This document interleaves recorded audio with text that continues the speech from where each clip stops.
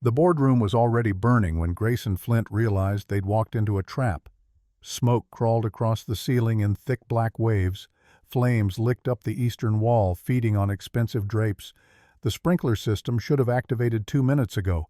Someone had disabled it. His wheelchair moved smoothly across marble tile. Army Ranger instincts kicked in before panic could. North door blocked, south door locked, west windows too high, east wall engulfed. That left the emergency stairwell behind the presentation screen. Glass exploded inward from the far wall. A figure emerged through crystalline shards silhouetted against orange firelight. Red hair caught the glow first, then green eyes wide with fear but moving with purpose. Darcy Sullivan hit the floor, running fire extinguisher clutched in both hands. She wasn't supposed to be here. Her voice cut through the roar. "Move! Now!" A secondary explosion rocked the north corner. Chemical accelerants. This was execution. Darcy sprayed foam across their path. The extinguisher sputtered empty 30 feet from the stairwell. She dropped it, grabbed his wheelchair handles and pushed. His hands moved to resist. Her grip tightened. "Not without you." The ceiling groaned.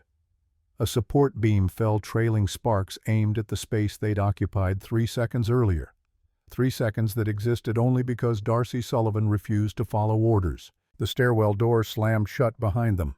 Emergency lighting flickered to life. Darcy collapsed against concrete, chest-heaving burn marks visible on her palms. Questions piled up. How did you know? Why did you come? But the only words that emerged were simpler. Thank you. Her gaze met his. Don't thank me yet. We still have to get down 12 floors, and whoever did this is going to know we're alive. 3 days earlier, the quarterly report lay open before him. Red numbers bled across profit margins. $20 million in losses from Springfield. The board wanted the plant shuttered, 500 workers unemployed by month's end. Theodore Brennan cleared his throat. Cut losses. Protect shareholders. Hard choice. As if Grayson hadn't made the hardest one 8 months ago on a Nevada drop zone, betting everything on a reserve chute that someone had tampered with. He'd survived the fall, barely. His legs hadn't. We're not closing Springfield. Grayson pulled a second folder marked with Apex's logo. The adaptive equipment line goes into beta testing next month. Defense Department has indicated interest. $300 million over 5 years. Martinez leaned forward. For climbing harnesses. For mobility systems. Exoskeletons. Powered frameworks that let wounded soldiers return to active duty. That let paralyzed athletes compete. That let people like me stand on their own terms. Silence. Then Brennan, and Springfield manufactures these, retooled and retrained. Workforce stays employed, town stays alive, Apex stays ahead. Grayson tapped the folder. We're not a company that sacrifices people for profit. The vote passed 6-1. Preston Ward lingered after others filed out. You didn't mention the call. Grayson's hands stilled. No reason to worry the board. There's every reason. Someone threatening you that's not standard corporate espionage. This feels personal. The phone call had come 3 nights ago. Unknown number, distorted voice. Stop the adaptive line or face consequences. Have you traced the number? Burner phone. Whoever this is knows what they're doing. Preston paused. I found something. Not about the call, about your accident. The SUV would have swerved if Grayson had been driving. The investigation closed. Mechanical failure. I pulled the original inspection reports. Your main chute was rated perfect 2 hours before the jump. Your reserve that morning. Both failed within seconds. The statistical probability is basically 0. Someone tampered with them. Someone with access to your equipment. Someone who knew your schedule. Preston's voice dropped. Grayson, whoever called about the adaptive line, I think they're the same people who sabotaged your chutes. The highway stretched ahead. Normal world where business rivals sent lawyers, not assassins. Grayson had never lived in that world. Increased security on everything. And Preston run a background check on Dr. Darcy Sullivan. Thorough. Riverside Rehabilitation Center occupied a converted warehouse. Inside, a woman with copper-red hair studied a chart, green eyes tracking with absolute focus. Grayson knocked once. Her gaze lifted, meeting his without the usual adjustment people needed when they saw the wheelchair. No pity, just assessment. "Mr. Flint, I'm Dr. Sullivan." Darcy Sullivan. Firm handshake. "Your previous therapist forwarded your file, but I prefer my own evaluation. Paperwork misses things." "Like what?" "Like whether the patient actually wants to improve or just wants validation for their limitations." Grayson felt his mouth twitch. "You're direct." "I'm efficient. Your time is valuable. So is mine." The next hour tested patience and pride. Darcy's hands moved with clinical precision, checking reflexes that didn't exist. Sensitivity diminished to ghosts.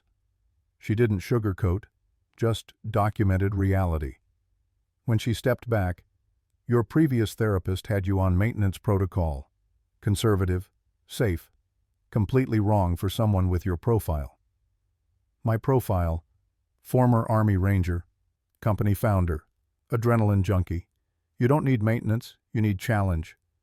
She pulled out a treatment plan dense with technical language. "I can get you stronger, more mobile, but it's going to hurt and you're going to hate me some days." Aggressive didn't begin to cover it. "This assumes I have time for 2-hour daily sessions." "You're a CEO, delegate. I can't just—" "You can. The question is whether you will." Her gaze held his. "You survived a fall that should have killed you. You rebuilt a company while rebuilding your body. You're not someone who settles for good enough. So why are you settling for a therapist who treats you like you're fragile?" The challenge hung between them, sharp and clear. "When can we start?" "Tomorrow, 6 a.m., my home clinic." She scribbled an address. "Don't be late. I charge for missed appointments and I'm expensive." She named a figure that would make most people wince. Grayson barely noticed. "Done. I'll wire a retainer today." Something shifted in her expression. "Most people try to negotiate. I'm not most people. And if you're as good as you think you are, you're undercharging." He paused at the door. "One question. Why did you take my case? You could work anywhere." For the first time, she looked uncertain. "My grandfather has Parkinson's. Advanced stage. I watch him lose mobility every day, lose independence, lose pieces of himself. I can't fix that. But I can help people like you keep what you have, reclaim what you lost. That matters more than celebrity clients." Honest answer, painful answer, the kind that revealed character. Still, he'd have Preston run that background check. Darcy's home clinic occupied a converted garage in a neighborhood where lawns got mowed and kids played hockey. Professional equipment filled every corner. She emerged carrying water bottles dressed in functional athletic wear. "Good, you're on time. Let's not waste it." The next 90 minutes stripped away illusion. Darcy pushed harder than any therapist he'd worked with. When his arms shook, she told him 5 more reps. When he thought he'd reached his limit, she raised the bar. It felt like finally being seen. Halfway through, the side door opened. An elderly man navigated inside with a walker, movements carrying Parkinson's distinctive tremor, but his eyes were sharp. "Granddad, you're supposed to be resting." "Resting is dying slowly. I prefer dying active." He settled into a chair. "Besides, wanted to meet the man who's got my Darcy coming home with fire in her eyes. Usually that means trouble." "Seamus Sullivan, I presume." "Retired FBI. 30 years tracking people who didn't want to be found.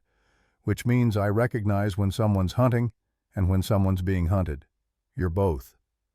Darcy moved between them. "Granddad, Mr. Flint is a client." "Everyone's an investigation, sweetheart." But Seamus smiled. "Go on, get back to torturing the man." When they finished, Grayson's shirt was soaked.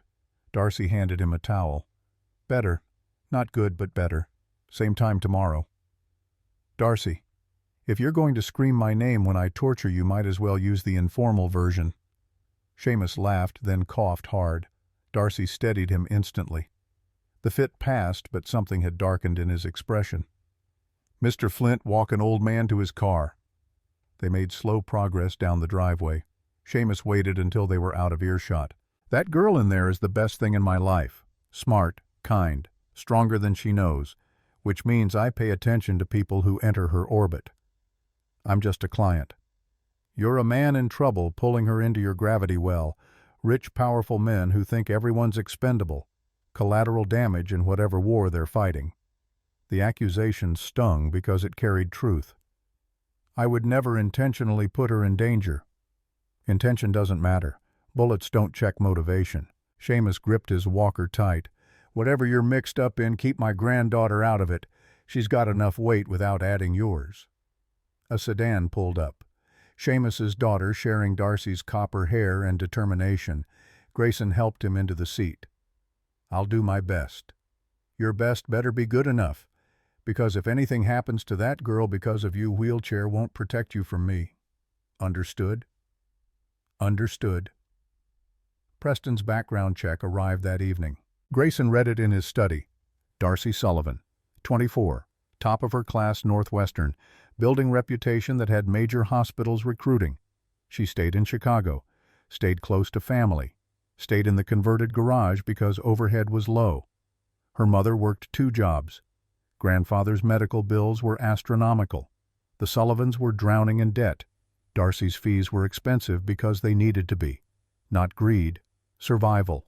Nothing suspicious. No connections to competitors. No irregularities.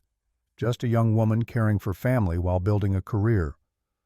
Grayson closed the file guilt-heavy. He'd violated her privacy because fear made him suspicious. His phone buzzed. Unknown number. He answered without speaking. The distorted voice, "You didn't listen. The adaptive line is still moving forward. You think you're untouchable because you survived once. Learn from this." The line went dead. Grayson pulled up security feeds. Everything appeared normal. The attack wouldn't be obvious. These people had sabotaged his parachutes months in advance. They played long games. He dialed Preston. "Wake up. We have work to do.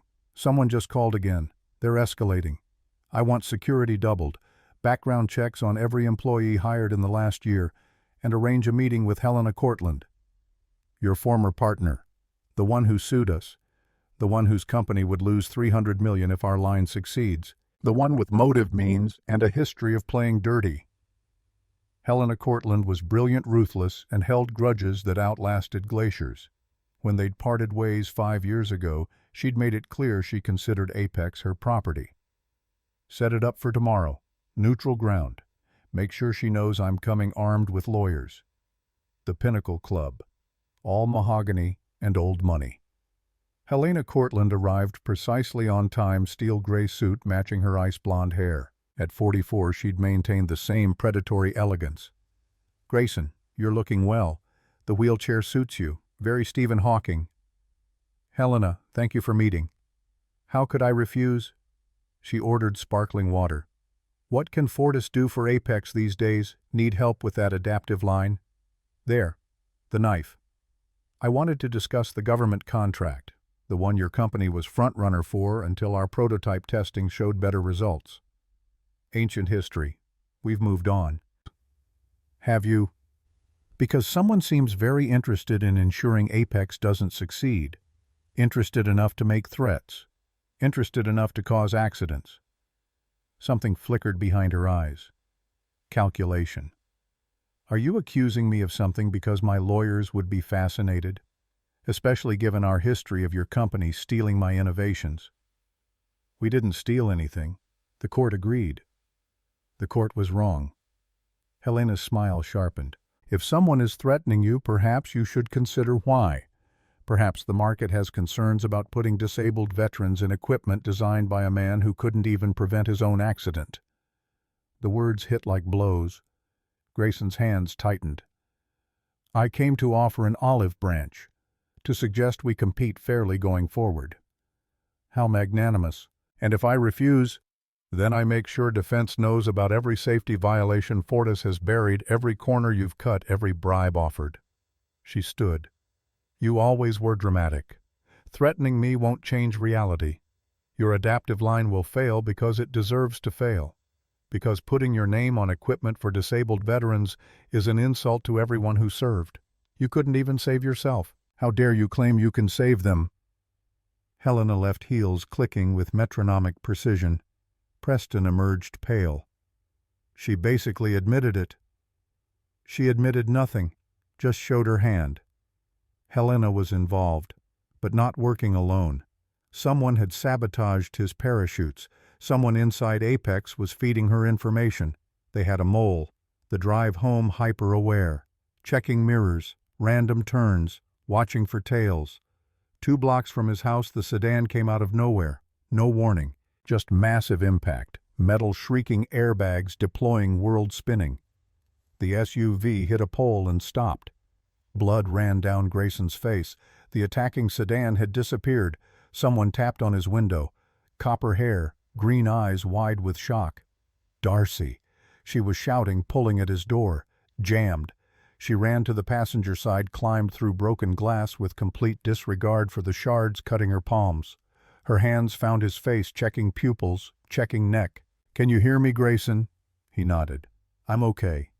"You're bleeding. You were hit. This wasn't an accident. This was attempted murder." Sirens approached. Grayson caught her hand. "How did you know to be here?" She went still. "I was driving home, saw the crash, saw your license plate." Plausible, possible, but Preston's background check had cleared her. What if he'd missed something? Her hand trembled in his, not from fear, from adrenaline, from shock, from human reaction to violence. Real, not calculated. He squeezed once. "Thank you for being here." Her eyes searched his, and he saw the moment she registered his suspicion, saw hurt flash before professional detachment locked down. "The paramedics are here." She climbed out and disappeared before he could explain. Hospital overnight, concussion protocol. Preston arrived with security lawyers' determination. Sedan abandoned 3 blocks away. Stolen plates, no prints. Professional job. "Helena moves fast. We need to consider pulling you from active operations." "No. We escalate. Move up the product launch. Make it public. Make it impossible to stop without obvious criminal action. They want me scared. We're doing the opposite." Preston looked like he wanted to argue. "Fine, but we're doing this smart. And you're telling Dr. Sullivan the truth about what's happening." "Why?" "Because she's already involved. That wasn't coincidence. Someone's watching you, which means they're watching everyone around you. If we don't warn her, we're making her a target without protection. That's not honor. That's cowardice." The words hit hard. Preston was right. Darcy deserved to know. Deserved to choose. The next morning, Grayson went straight to Darcy's clinic. She was working with a client.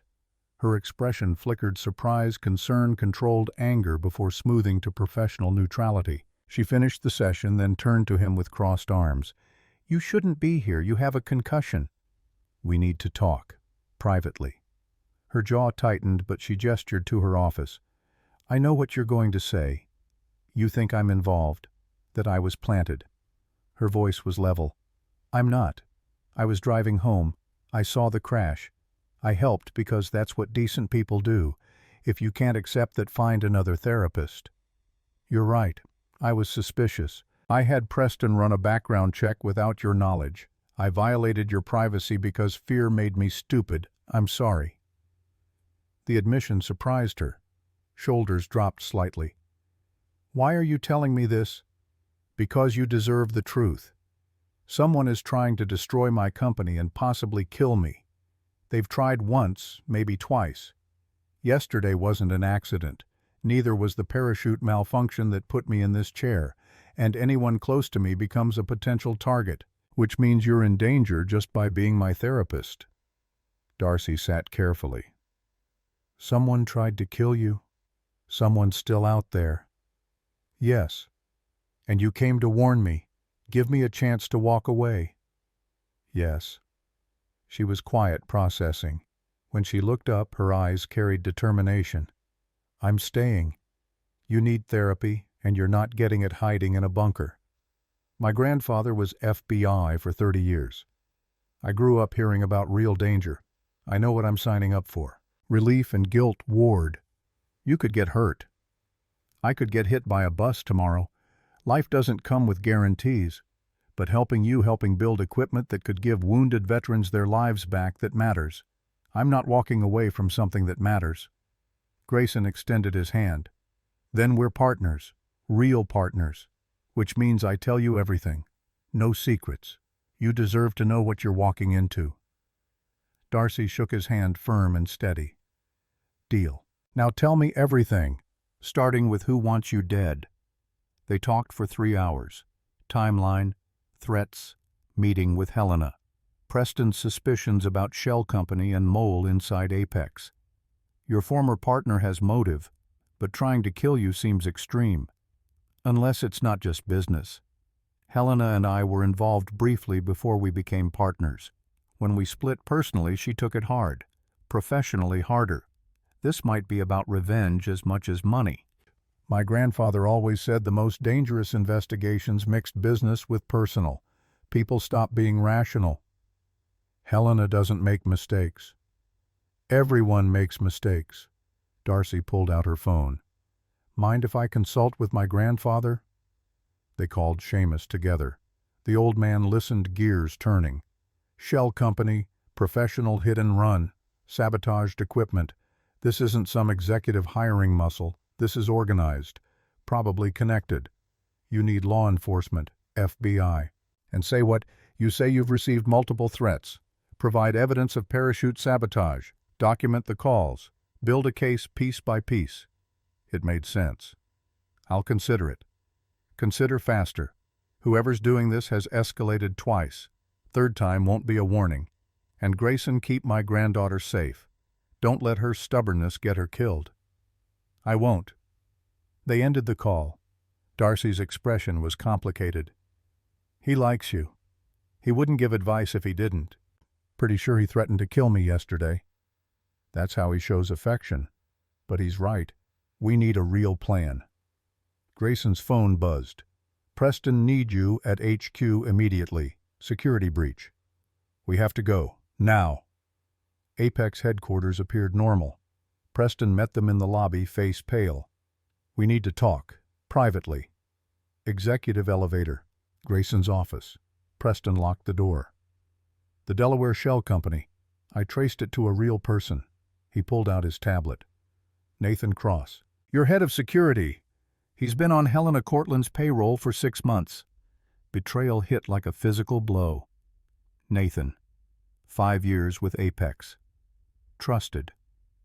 Where is he now?" "Gone. Didn't show up this morning. Apartment empty. He had access to everything. Security codes, patrol schedules, camera blind spots." Darcy moved to the window. "Or he ran because he knew you were getting close. Either way, we assume total compromise. Change every code, sweep for bugs." Grayson's tactical mind engaged. "And we move the product launch up. Tomorrow, if possible." "Tomorrow?" Preston looked strained. "We need at least a week." "We don't have a week. We might not have days." Grayson turned to Darcy. "Can you get your grandfather here, former FBI perspective?" She nodded, dialing. The next 6 hours organized chaos. Seamus arrived, and despite physical frailty, his mind cut through confusion. He coordinated with Preston on security while Grayson worked media contacts. The adaptive exoskeleton wasn't ready, still in beta, but it worked. It could demonstrate potential, show the world what Apex was building while making it politically impossible for Helena to continue without obvious criminal intent. By midnight, a plan. Tomorrow at noon, Grayson would demonstrate the adaptive exoskeleton in live press conference. Defense Department confirmed attendance. Major media sending crews. Public. Undeniable. A line in the sand. Darcy stayed late helping Grayson practice. The exoskeleton attached to his legs powered by lightweight motors. It couldn't restore natural movement, but it could let him stand, walk with assistance, show what was possible. She adjusted the final strap. "How does it feel?" "Like hope." He engaged the motors, feeling them hum.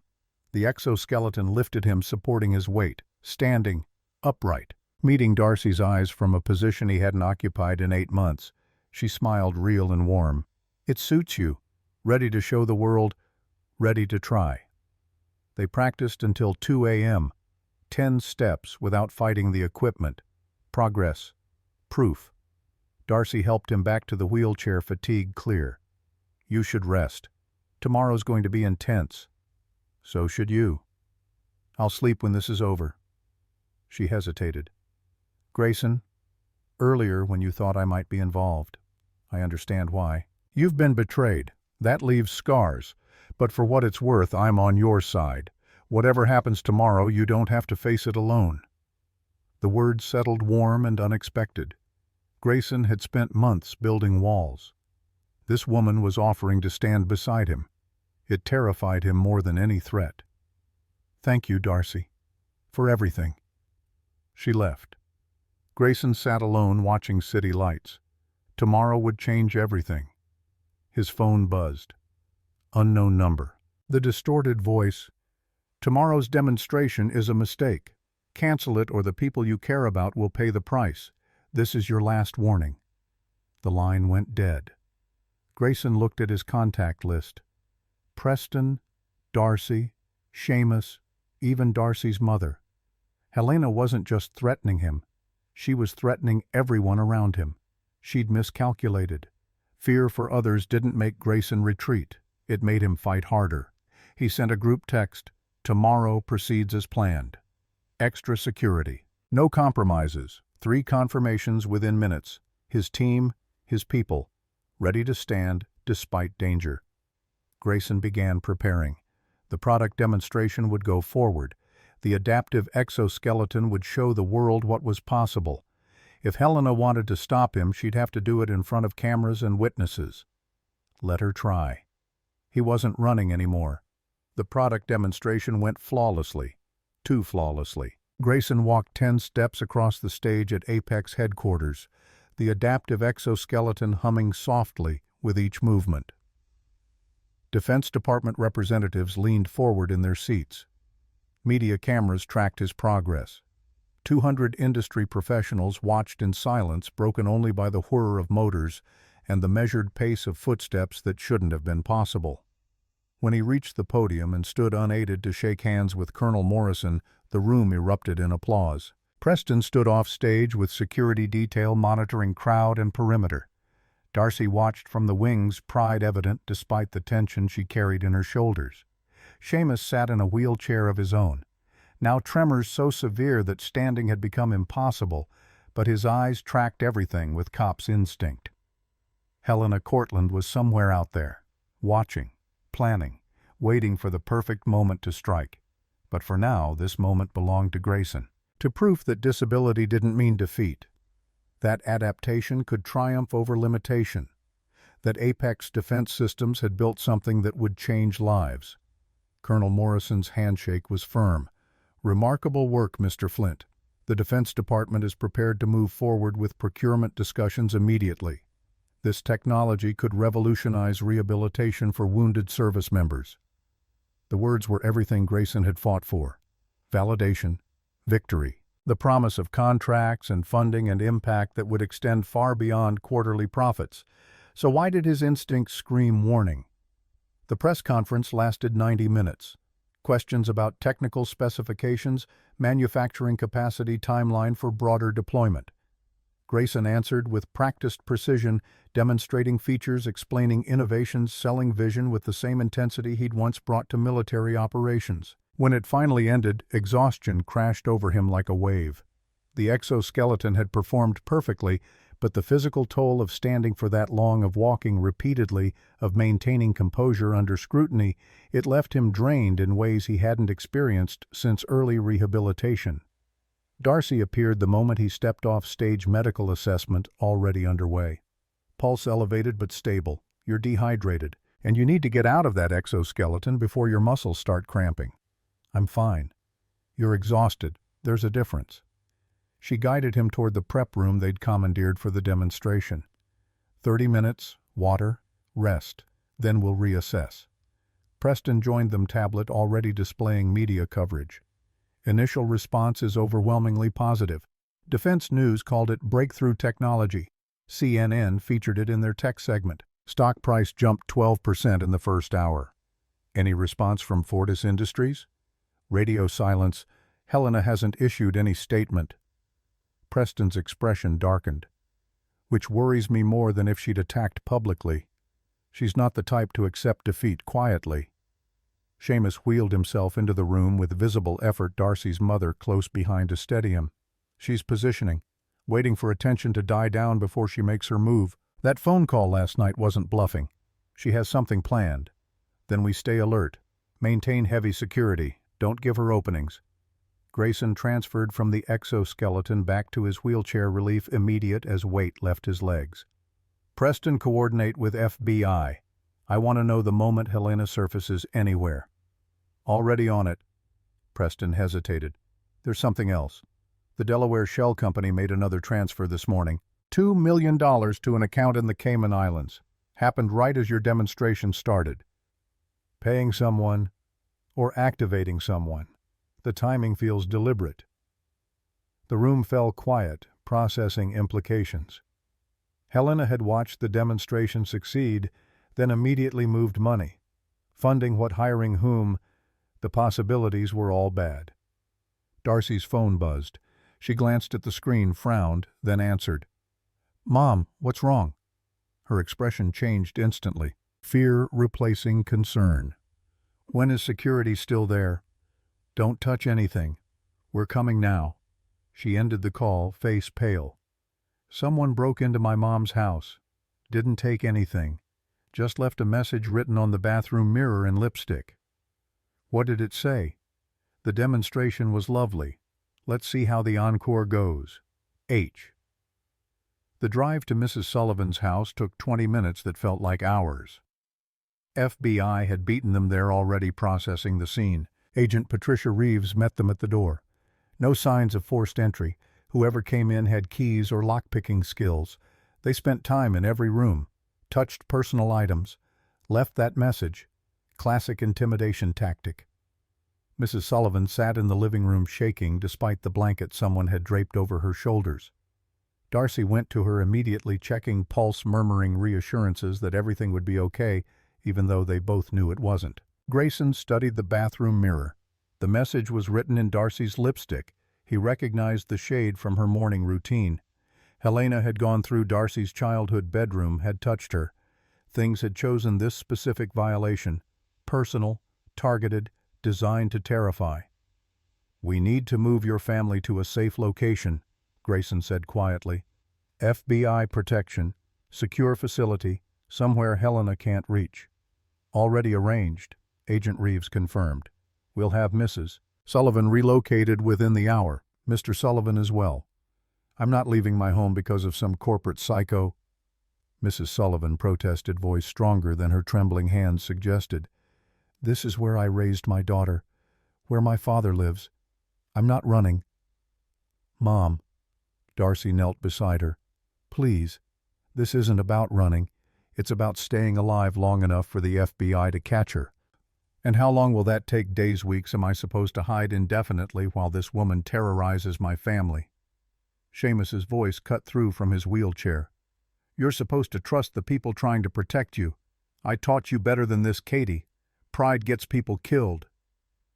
Mrs. Sullivan looked at her father, seeing what everyone else saw, a man failing faster than medicine could help. The tremors, the pallor, the exhaustion etched into every line of his face. Fine, but only until this is resolved. And you're coming with me. No. Seamus's certainty was absolute. I'm staying. Darcy needs me here. Dad, I can barely walk, I know. But my mind works fine, and these people need someone who understands how Helena thinks, how criminals operate, how to anticipate moves before they happen. He met his daughter's eyes. I'm dying anyway, Katie. Let me die useful. The words hung heavy. Mrs. Sullivan's face crumpled, but she nodded. 30 minutes later, she was gone, relocated to a safe house outside the city with FBI protection. The house stood empty, yellow crime scene tape fluttering in evening breeze. Grayson, Darcy, Preston, and Seamus reconvened at the estate.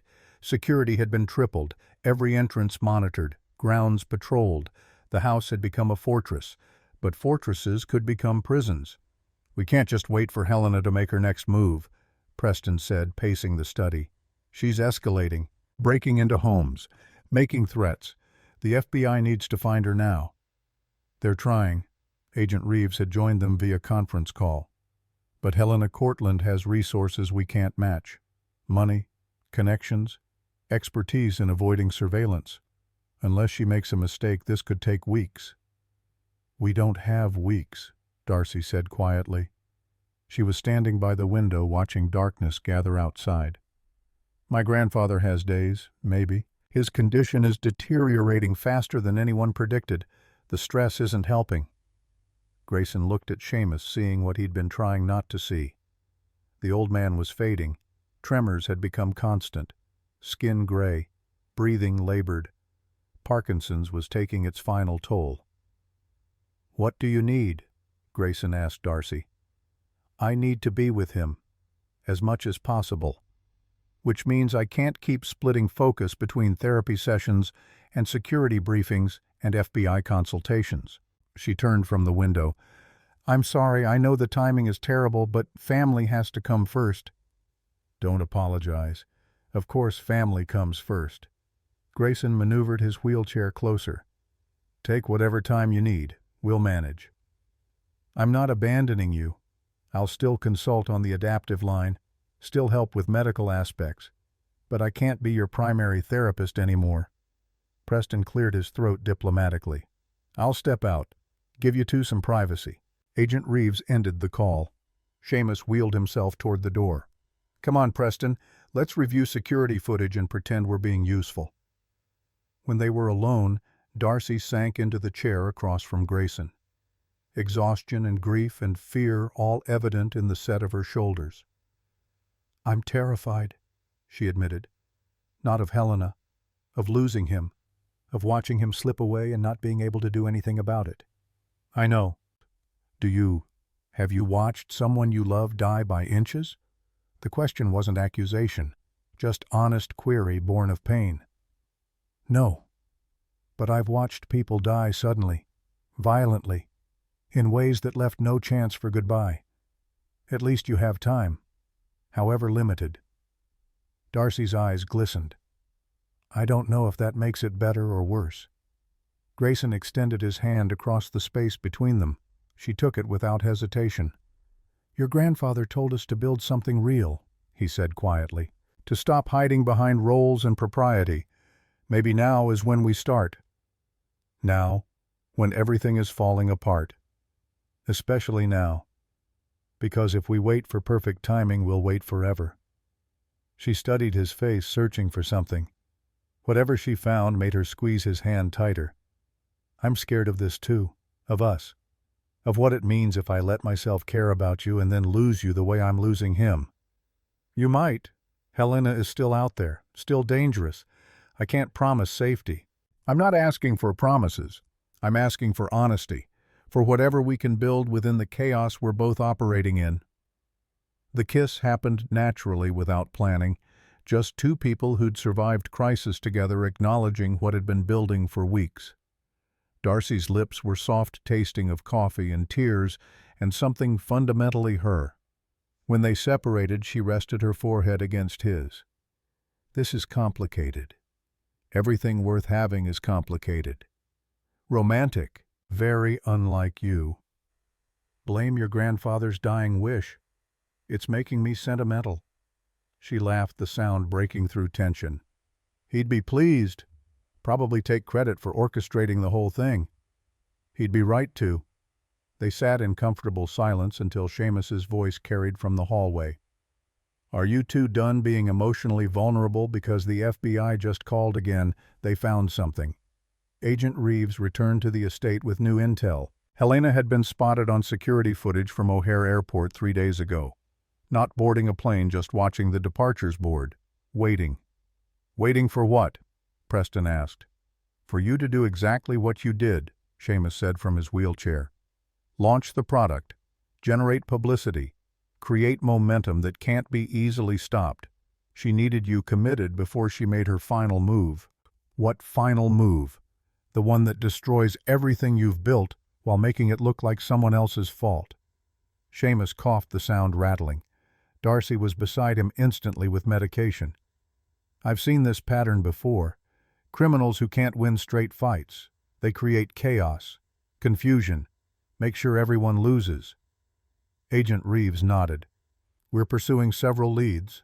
Financial transactions, known associates, properties she might be using, but Seamus is right. Helena's not running, she's positioning for something big. Then we find her first, Grayson said. Preston, pull every resource we have.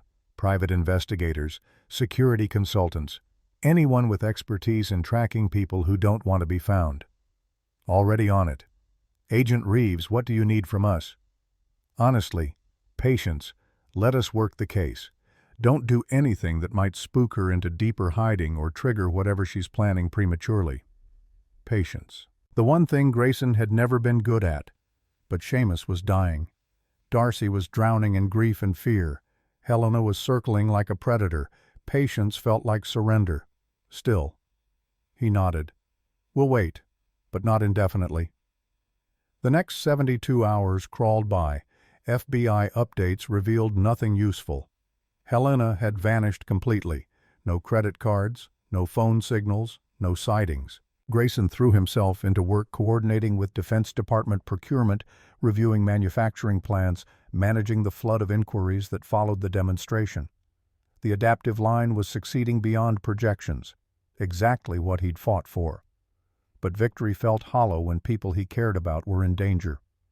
Darcy spent most of her time with Seamus, managing his deteriorating condition with clinical efficiency that couldn't hide the pain beneath. The old man was fading fast. Medication barely controlled the tremors now. Breathing had become labored. Lucid moments grew shorter. On the third night, Grayson found Darcy in the kitchen at 2 a.m. making tea she wouldn't drink. Can't sleep. She startled, then shook her head. He's getting worse. The doctor said we're looking at days now. Maybe a week if we're lucky. I'm sorry. Are you? He's an old man who's lived a full life. This is the natural order of things. Doesn't make it hurt less. Darcy's composure cracked. Tears spilled over, and suddenly she was in Grayson's arms, sobbing against his shoulder while he held her and wished he had words that would help. He didn't, so he just held on. When the storm passed, she pulled back, wiping her eyes. Sorry. Very unprofessional. Good thing you're not my therapist anymore. What am I then? Someone I care about, someone who matters. Is that enough of a definition for now? Yeah, that's enough. They sat together in the quiet kitchen drinking tea that had gone cold, existing in space between crisis and connection. Outside, security patrolled the grounds. Inside, an old man fought his final battle with a disease that had no mercy. Morning came too soon. Day 4 brought the first breakthrough. Agent Reeves called at noon with news. We tracked one of Helena's known associates to a storage facility in Gary, Indiana. Raided it an hour ago. Found evidence she's been living there, sleeping bag supplies, laptop with browser history. She cleared out recently, but we're processing what she left behind. What was in the browser history? Searches related to industrial accidents, chemical fires, sabotage techniques, and multiple searches about your estate, Mr. Flint. Security systems, property layouts, guard schedules.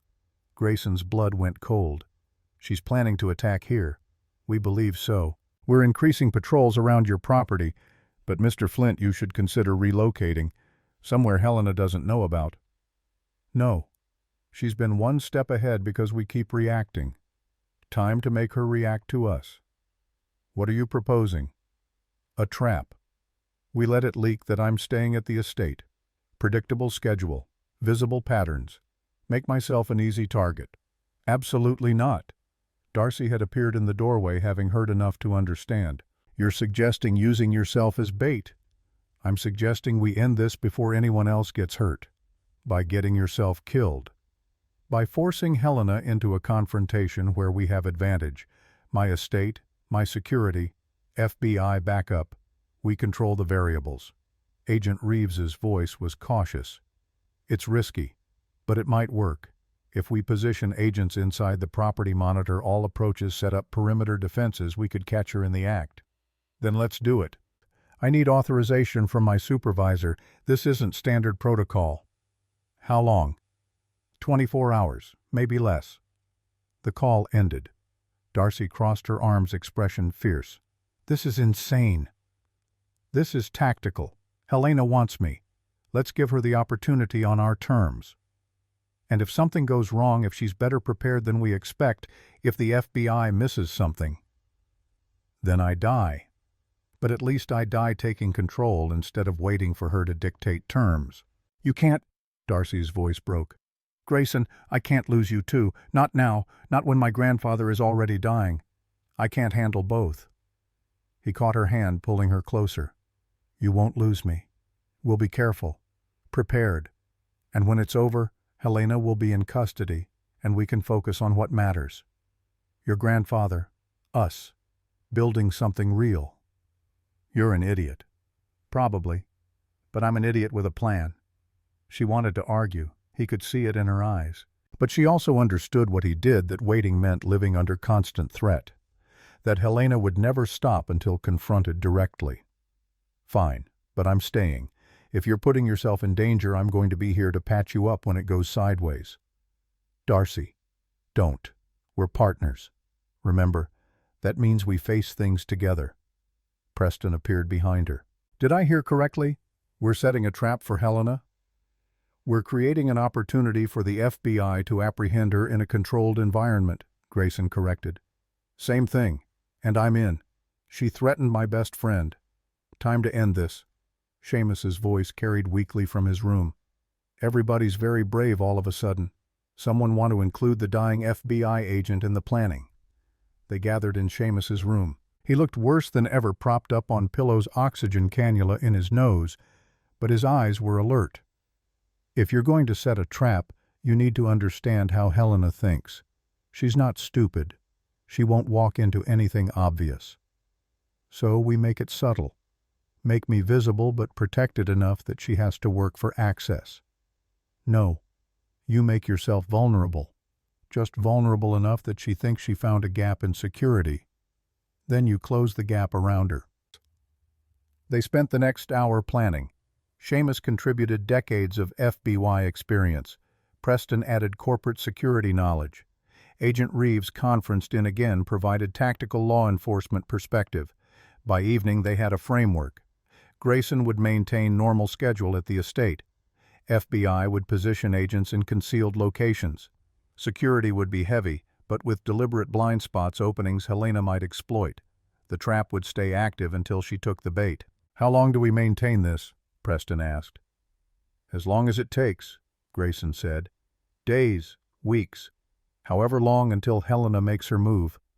And if she doesn't, if she sees through the trap, then we adapt. But I don't think she will. Her ego won't let her. She's too invested in proving she's smarter than everyone. Seamus nodded weakly. He's right. Helena's brilliance is also her weakness. She can't resist demonstrating superiority. Give her a puzzle, and she'll solve it just to prove she can. Agent Reeves ended the conference call to pursue authorization. Preston left to coordinate with security teams. Darcy stayed with her grandfather, adjusting his oxygen, checking vital signs, pretending everything would be okay when they both knew it wouldn't. Grayson watched them from the doorway. Family. The thing he'd sacrificed in pursuit of career and company and achievement. The thing he was finally understanding mattered more than quarterly reports and government contracts. If he survived this, he'd do better, be better, build something beyond Apex defense systems. But first he had to survive. Authorization came through the next morning. FBI agreed to the plan with conditions: heavy tactical presence, snipers on surrounding buildings, communication protocols, abort triggers if things went wrong. Agent Reeves moved into the estate's guest wing to coordinate. 30 FBI personnel positioned throughout the property and surrounding area. Sophisticated surveillance equipment installed. The estate became an armed camp masquerading as normalcy. Grayson maintained visible schedule: morning workout, afternoon conference calls, evening reviews of security footage and corporate reports, all conducted in view of windows deliberately predictable, giving Helena opportunities to observe and plan. 3 days passed. Nothing. 4 days. Still nothing. On day 5, Seamus took a turn for the worse. His breathing became labored despite maximum oxygen. Consciousness drifted. Darcy called hospice, made arrangements, prepared for the inevitable. That night she climbed into bed beside Grayson, a first that felt momentous despite everything else happening. He's dying. Tonight, tomorrow. Soon. I'm sorry. He lived a good life, helped a lot of people, went out doing what he loved, catching bad guys. I should be grateful. But you're not. I'm selfish. I want more time, more conversations, more moments of him being my grandfather instead of a dying patient. Grayson pulled her closer. That's not selfish. That's human. They lay in darkness, finding comfort in proximity, in shared warmth, in the simple fact of not being alone. Dawn came quietly. Seamus Sullivan died at 6:47 a.m. Darcy, holding his hand, whispering that she loved him, that he could rest now. The old man's last words were for Grayson. Catch her. Make her pay. Then take care of my girl. I will. And then he was gone. The funeral was 3 days later. FBI maintained the trap throughout, though everyone's focus had shifted to grief and remembrance. Stories were told, cases solved, mistakes made. Seamus Sullivan rendered human instead of saint, exactly as he'd requested. Darcy stood strong through the service, accepting condolences with grace while sorrow etched lines around her eyes. Grayson stayed close, offering support without smothering, learning the balance partners needed. Helena didn't attack during the funeral. Too many law enforcement present. Too visible. But that night, as they returned to the estate, Agent Reeves received a call. We have activity. Someone tripped a perimeter sensor on the north property line. Thermal imaging shows a single individual approaching through the woods. Helena. Can't confirm yet, but whoever it is knows security patterns. They're moving through blind spots. Grayson's pulse quickened. Everyone to positions. The estate transformed. FBI agents mobilized. Security locked down. Darcy was escorted to the panic room despite her protests. Grayson positioned himself in the study, visible through windows, apparently alone. Perfect target. Waiting. Thermal imaging tracked the intruder's approach. North fence, through the garden, across the lawn. Deliberate, confident. Then movement at the study window. A face in the darkness. Helena Cortland. She tapped on the glass, smile visible even in dim light. Her voice carried through. Let me in, Grayson. We need to talk. Agent Reeves spoke in his earpiece. We have her. Say the word, and we take her down. Grayson's finger hovered over the panic button. One press would end this. FBI would swarm. Helena would be arrested. Justice served. But something in her expression made him hesitate. Not fear, not desperation. Certainty. She thought she'd won. Stand by, Grayson sub-vocalized to Reeves. I want to hear what she has to say. He unlocked the window. Helena climbed through with practiced ease, brushing off her tactical clothing. Thank you for the invitation, though I must say the security theater was a bit obvious. You knew it was a trap. Of course, but traps work both ways. She pulled out a phone. I've planted explosives throughout your estate. Real ones this time, not bluffs. The moment FBI moves on me, I trigger them. You, Darcy, all those agents hiding in the shadows, everyone dies. Grayson's blood froze. You're bluffing. Again. Am I want to test that theory? She held up the phone, showing an app with red buttons. I've had 3 weeks to prepare. Weeks where you thought I was hiding. I was working, planning, positioning explosives in your walls, your foundation, your security systems. This entire estate is a bomb waiting for me to push a button. Agent Reeves's voice in his ear. Thermal is picking up anomalies throughout the structure. She might not be bluffing. Tell your FBI friends to stand down, Helena continued, or I press this button and we all find out together whether I'm serious. What do you want? I want you to understand what you took from me. I want you to feel the helplessness I felt when you erased my contribution. I want you to lose everything the way I lost everything. Her smile was broken. And then I want you to watch it burn. This was it. The confrontation months in the making. Helena's final play. Grayson kept his voice steady. You didn't lose everything. You chose this. Chose sabotage over competition. Chose murder over innovation. You became exactly what you accused me of being, someone who destroys instead of creates. I destroyed you first. Your legs, your confidence, your certainty that you were untouchable. I took those from you, and you kept fighting. So I had to take more. Your company, your reputation, your safety, and still you wouldn't break. Because breaking isn't an option. Adaptation is. You taught me that when you sabotaged my shoot. I learned to build something better than I was before. Helena's hand trembled on the phone. Don't you dare call that a victory. Don't you dare claim my attempt to destroy you made you better. But it did. I was arrogant before, entitled. Believed success came from individual brilliance instead of collective effort. The wheelchair taught me different. Taught me to trust others. Delegate. Build teams. You wanted me broken. You made me stronger. Shut up.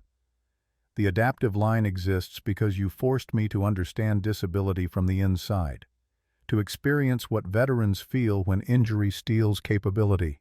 You gave me empathy I never had before, so thank you, Helena, for being exactly the villain I needed. Her face contorted with rage. You don't get to make this a redemption story.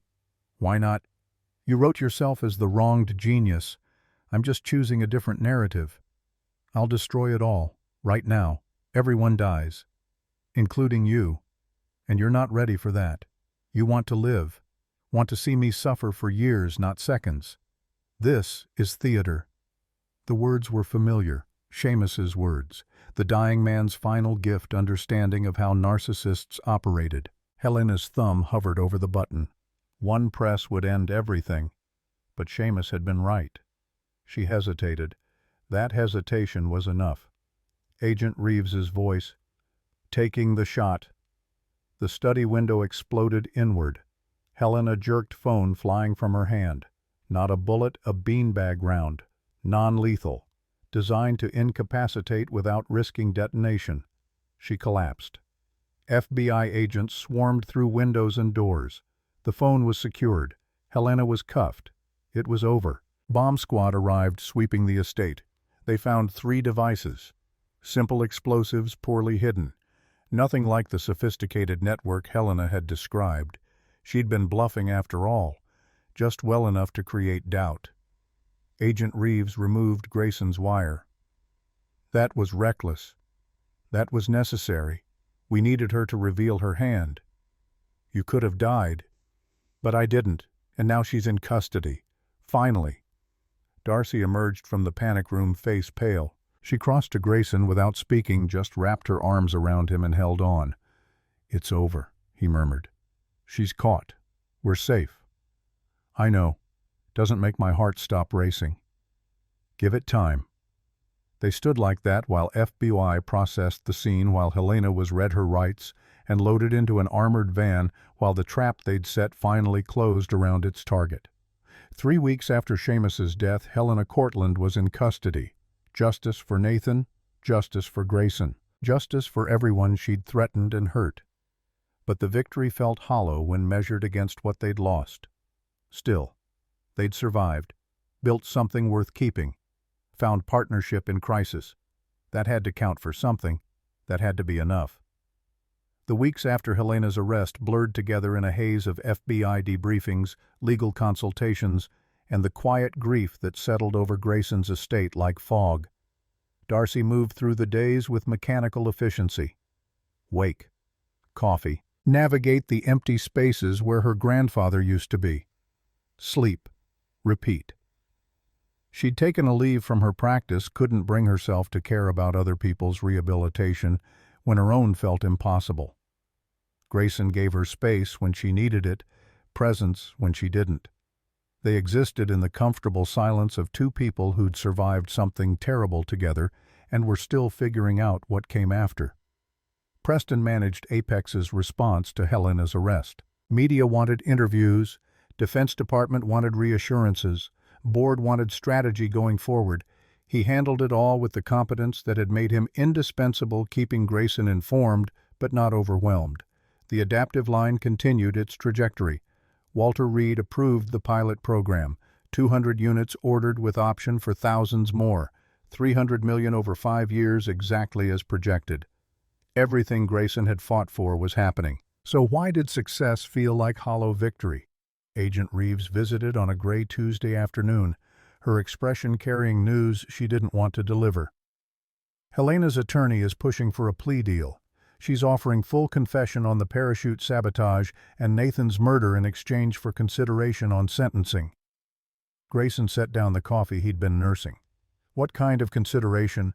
25 years instead of life. Possibility of parole after 15. Her lawyers are arguing diminished capacity, claiming your relationship ending triggered a psychotic break. That's bullshit. She was methodical, planned everything months in advance. I know, prosecutors know, but her legal team is good and juries are unpredictable. If we go to trial, there's a chance she walks on some charges. The plea guarantee conviction. What do you recommend? Reeves was quiet for a moment. Personally, I want to see her rot in prison for life, but professionally, I think the plea is our best option. Bird in hand versus two in the bush. Darcy spoke from the doorway where she'd been listening. What does Nathan's family want? They want closure, justice. The plea gives them both. Then take it, Grayson said. I don't need Helena to suffer for decades. I just need her contained where she can't hurt anyone else. Reeves nodded. I'll inform the prosecutors. The hearing is scheduled for next week. You'll both need to provide victim impact statements if you're comfortable doing so. After she left, Darcy settled into the chair across from Grayson. Are you really okay with the plea? After everything she did? I'm tired of letting Helena Cortland occupy space in my head. The plea means it ends. We move forward. Move forward to what? The question hung between them. What came after survival? After crisis had been resolved and normal life beckoned? I don't know, Grayson admitted. But I'd like to figure it out with you, if you're interested. Darcy's smile was small but real. Yeah, I'm interested. The plea hearing was anticlimactic.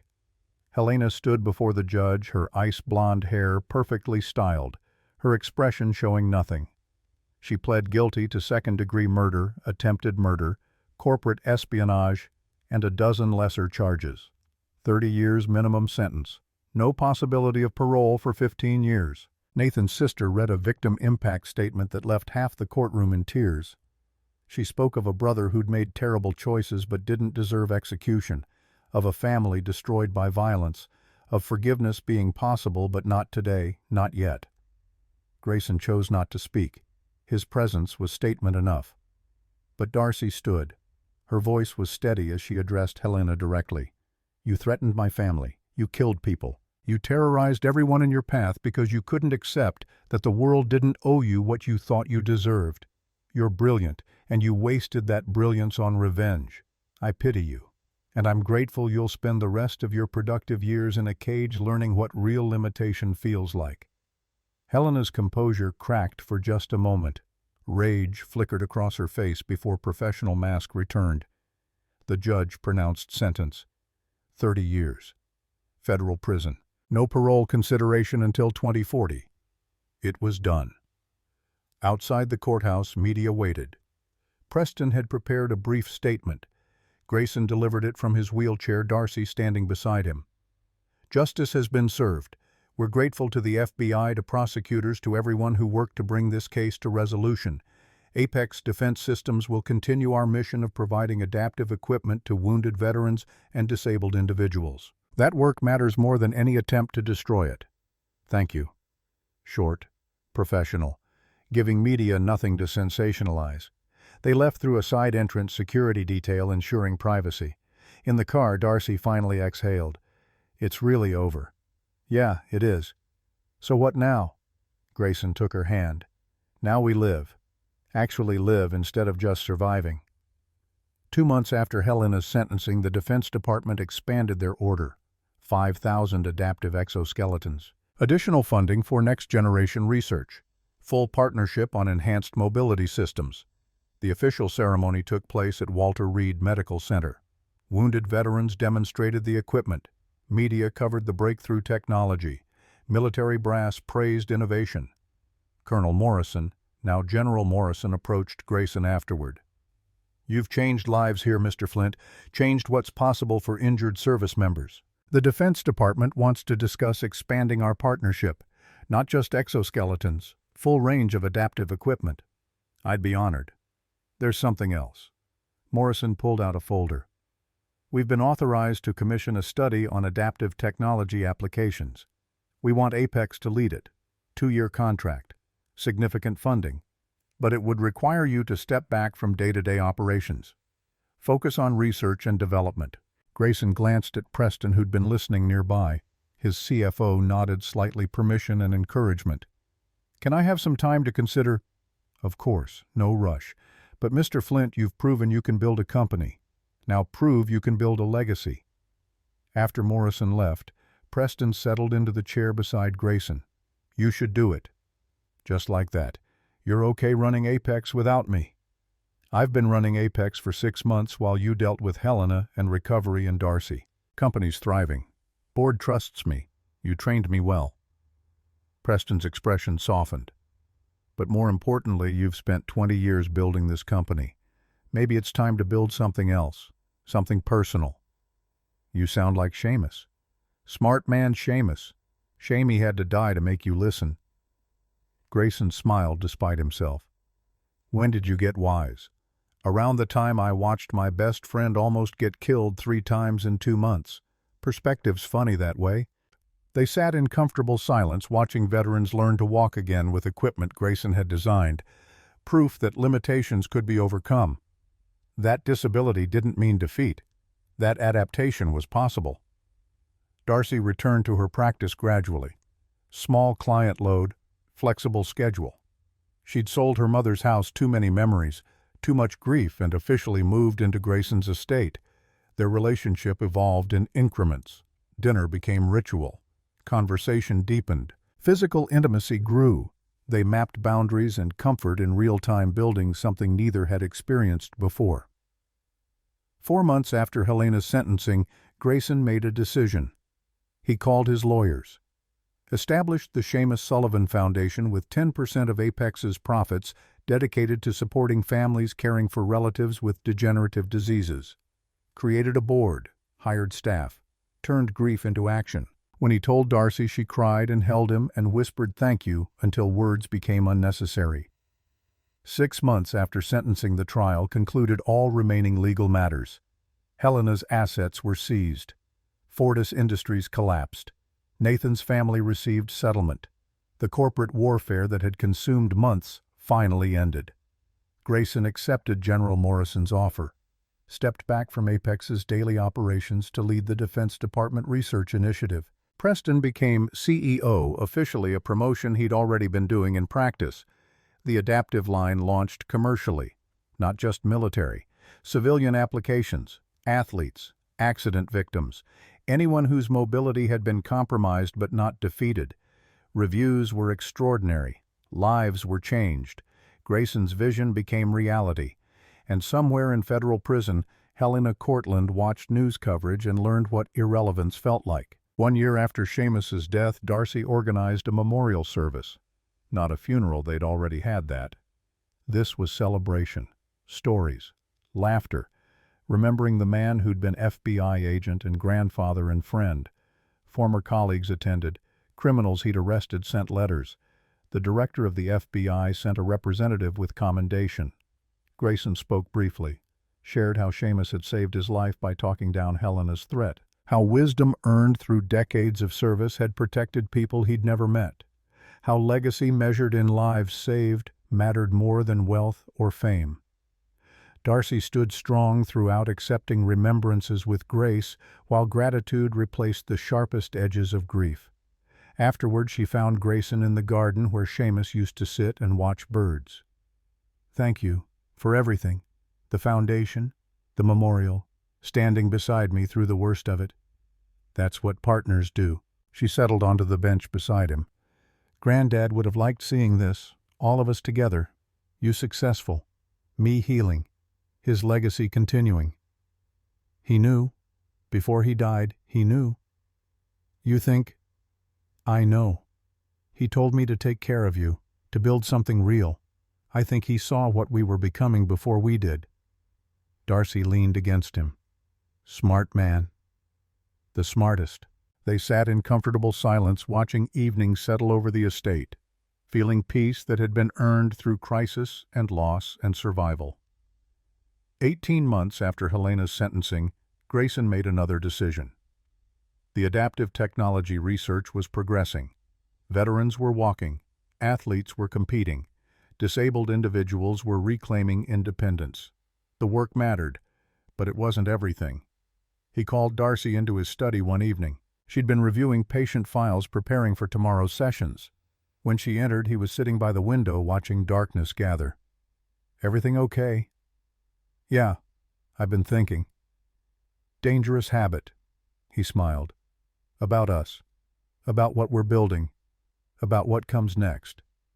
Darcy settled into her usual chair. Okay, I'm listening. We've survived attempted murder, corporate sabotage, personal loss. We've built a relationship in the worst possible circumstances, and somehow it works. We work. We do. So I'm wondering if you'd be interested in making it official. Not immediately, not until you're ready, but eventually. Partnership, commitment, all of it. Darcy was quiet for a long moment. When she spoke, her voice carried emotion carefully controlled. Are you asking what I think you're asking? I'm saying I want a future with you. Real future. Not just surviving crisis to crisis. Actually building something together. Family, home, whatever shape that takes. He met her gaze. I'm saying I love you, and I'd like you to consider spending your life with someone in a wheelchair who occasionally gets death threats. She laughed, the sound breaking through tension. When you put it that way, how can I refuse? Is that a yes? That's a, ask me properly when you're ready, and the answer will be yes. She crossed to him, settling onto his lap in their familiar configuration. I love you too, even though you're stubborn and occasionally reckless and terrible at delegating. I'm working on the delegating thing. I know. It's very sexy. The kiss was slow and certain, carrying promise of future they'd both choose actively. When they separated, Darcy rested her forehead against his. Granddad would be pleased, probably taking credit for orchestrating the whole thing. He'd be right to. Right. They sat together as night fell completely, two people who'd survived impossible odds and found something worth keeping in the wreckage. 2 years after Helena's sentencing, the wedding took place at the rebuilt estate. Small ceremony, close friends, Preston as best man, Darcy's mother giving her away, FBI agents who'd worked the case, veterans whose lives had been changed by adaptive equipment. Grayson stood with assistance from the exoskeleton he'd designed, not because he needed to. Wheelchairs were perfect for most things, but because walking down the aisle toward Darcy felt important, symbolic, proof that limitation could be overcome when it mattered. She was beautiful in simple white dress, copper hair, loose green eyes bright with tears and joy. When she reached him, when they joined hands, when the officiant asked if they took each other, the answer was never in doubt. They did. They would. They had been since the moment she'd climbed through broken glass to save him from a burning boardroom. The reception was joyful, dancing Grayson in his wheelchair, Darcy adapting her movements to match everyone adapting because that's what love required. Toasts that made everyone laugh and cry. Stories about Seamus, who wasn't there but whose presence was felt in every moment. General Morrison attended, bringing news that the Defense Department wanted to expand their partnership again. Grayson smiled and said he'd consider it after the honeymoon. Preston gave a speech about friendship that survived everything, about trust built through crisis, about building companies and building lives, and how both required the same foundation, people who refused to quit. Darcy's mother spoke about her father's final wish being fulfilled, about her daughter finding someone worthy, about family taking unexpected shapes but mattering just the same. When it was Grayson's turn, he kept it simple. I spent 20 years building a company. learning to survive, proving that limitations didn't define capability. But I didn't learn to live until I met Darcy. She taught me that survival isn't enough, that partnership matters more than independence, that love earned through shared struggle is stronger than anything easy could ever be. Seamus told us to build something real. We did, and we're going to keep building. Together. Always together. The applause was warm, genuine. Recognition that this wasn't just wedding, it was victory. Over Helena, over circumstance, over everything that had tried to break them. They'd survived. They'd thrived. They'd built something that would outlast crisis and threat and fear.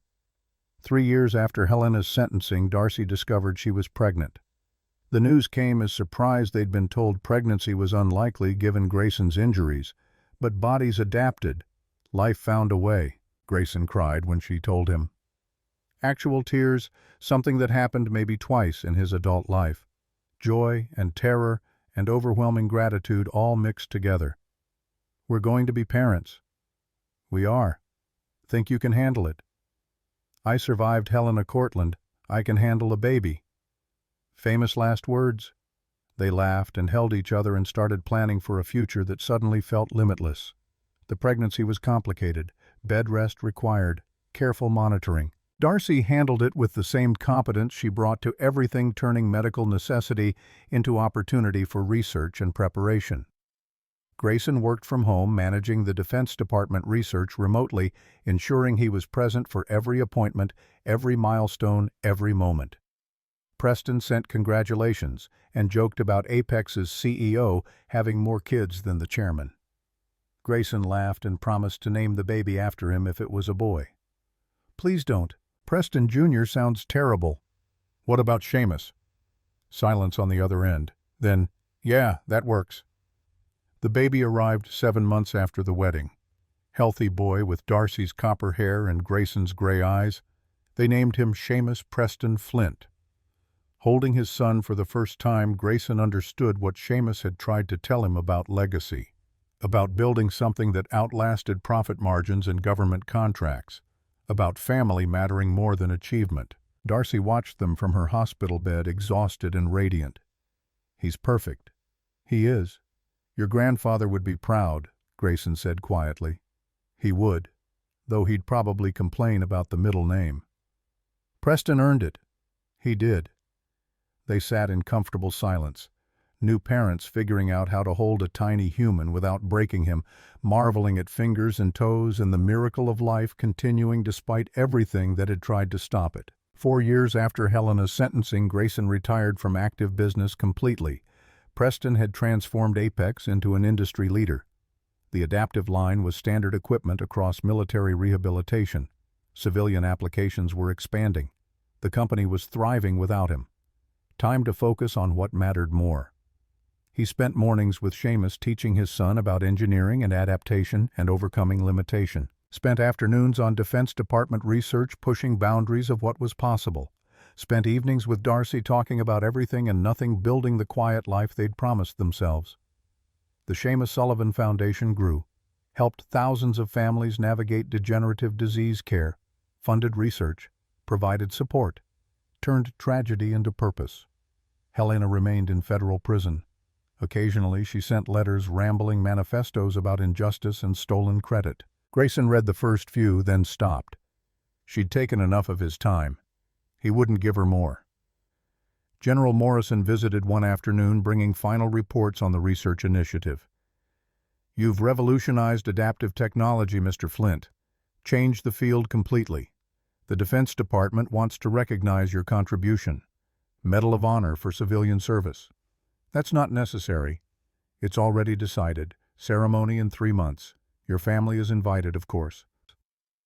After Morrison left, Darcy emerged from the nursery where she'd been putting Seamus down for his nap. Medal of Honor. Impressive. It's just recognition. It's proof that you built something that matters. Something that will outlast both of us. She settled beside him. Granddad would be proud. I hope so. I know so. You took what Helena tried to destroy and built something better. That's the best revenge. It's not revenge, it's legacy. Even better. They sat together watching their son sleep, feeling peace that had been earned through impossible odds and refusing to quit. 5 years after Helena's sentencing, on the anniversary of Seamus's death, the family gathered at his grave. Darcy brought flowers. Grayson brought their son.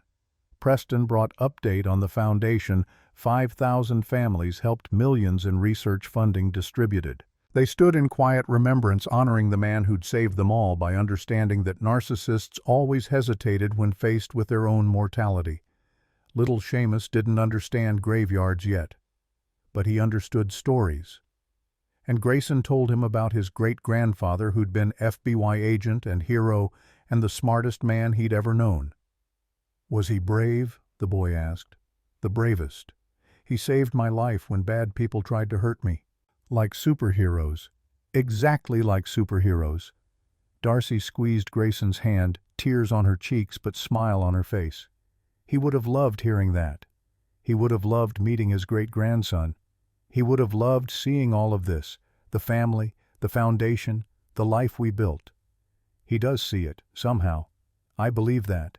They left flowers and walked back to the car. Family intact, legacy, continuing proof that survival could transform into something beautiful if you refused to let crisis define you. 10 years after Helena's sentencing, Grayson received a letter from federal prison. Helena's handwriting. "Brief message, I was wrong. About everything. The adaptive line has helped thousands, including prisoners, including me. They gave me an exoskeleton after my spine surgery. I can walk again because of technology you designed. The irony isn't lost on me. Neither is the grace. Thank you." H. Grayson read it twice, showed Darcy. "Do you believe her?" she asked. "I don't know. Maybe. People change. Prison changes people. Or maybe she's still playing games. What are you going to do?" "Nothing. She said thank you. I accept it. End of story." He filed the letter away, didn't respond, didn't engage. Just acknowledged that even villains could learn, could grow, could recognize when they'd been wrong. It didn't undo the damage. Didn't bring back Nathan or give Grayson his legs or return the year they'd spent under siege. But it was something. Small grace. Recognition that the work mattered more than the war. That was enough. 15 years after the boardroom fire, Grayson stood at a podium in Walter Reed Medical Center, addressing an audience of veterans, military officials, and adaptive technology researchers. He was 74 now, gray-haired, wheelchair-bound by choice rather than necessity. The exoskeleton was available, but wheels were efficient. Beside him stood Darcy, still beautiful, still fierce, still his partner in everything. Their son Seamus was 22, following his father into engineering, designing next-generation adaptive equipment that would help future generations. Preston had retired from Apex the year before, turning CEO position over to new leadership while he focused on philanthropy. The Seamus Sullivan Foundation had helped 50,000 families, funded breakthrough research, changed lives. Apex Defense Systems had revolutionized adaptive technology, not just military, not just medical. Universal design, equipment that helped everyone. And somewhere in federal prison, Helena Cortland had 5 years left on her sentence. Whether she'd learned anything real or just learned to adapt her manipulation, that was for parole boards to decide. Grayson didn't care anymore. She'd taken his legs. He'd built an empire in response. Fair trade. His speech was brief. Same message he'd been sharing for 15 years. Limitation doesn't define capability. Crisis doesn't determine outcome. Survival is important. But living is everything. Build partnerships. Trust others. Adapt when circumstances change. And never ever let fear make you quit. That's how you win. Not by avoiding conflict, by refusing to let it destroy what matters most. The applause was warm, genuine. Recognition from people whose lives had been changed by refusing to accept defeat. After the ceremony, family gathered for dinner. 3 generations. Friends who'd become family. People bound by shared history and choice and love earned through impossible odds. Darcy raised her glass. To Seamus, both of them. the grandfather who taught us how to fight, the son who represents everything we fought for. They drank. They laughed. They told stories about boardroom fires and federal prison and wheelchair proposals and babies who arrived despite impossible odds. They celebrated life that continued despite everything that had tried to stop it. And when evening ended, when family departed, when Grayson and Darcy were alone in the home they'd built together, they sat in comfortable silence, hands intertwined watching darkness gather outside. "No regrets?" she asked. "None. You? Not one. Even the hard parts. Especially the hard parts. They made the good parts matter more." Grayson pulled her closer. "I love you. I love you too, even though you're old and gray and still terrible at delegating. I'm working on it." Liar. They laughed, kissed, existed in the perfect moment between past and future. Outside, the world continued. Inside, two people who'd survived impossible odds celebrated victory measured in more than survival. They'd built partnership, trust, family, legacy. They'd built love earned through shared struggle rather than easy comfort. And that Grayson reflected as Darcy's breathing evened into sleep beside him was victory worth every sacrifice it had required. Worth the wheelchair, worth the fear, worth Helena and crisis and loss, worth everything. Because in the end they'd won what mattered most, each other, always.